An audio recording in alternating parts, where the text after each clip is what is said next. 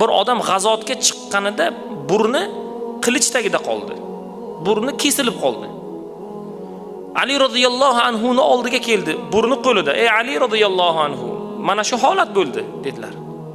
Ali radhiyallohu anhu burunni joyiga qo'ydilar-da, o'qidilar, bir narsa ichlarida o'qidilar, "Shuf" dedilar. Burni joyiga to'g'rilanib qoldi. Atrofida qotgan qonlar bordi-da, burnini yuvdi avvalgiday. Bu kunisi keldi, "Ey Ali" yolvordi, "Ey Ali o'rgating." Bu kunisi ham keldi, "Ey Ali o'rgating, menga o'rgating" deyaverdi.